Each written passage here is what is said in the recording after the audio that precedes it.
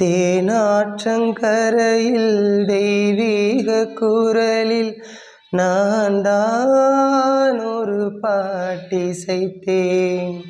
தினம்தோறும் இரவில் நடுஜாமம் வரையில் நான் தானே அதை கேட்டிருந்தேன்.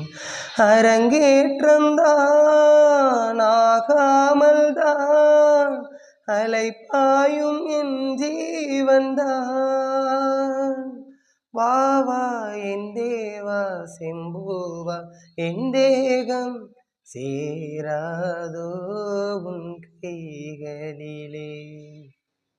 குருவாயூரப்பா குருவாயூரப்பா நான் கொண்ட காதலுக்கு நீதானே சாட்சி. குருவாயூரப்பா குருவாயூரப்பா வேண்டாத தெய்வமில்லை நீதானே சாட்சி.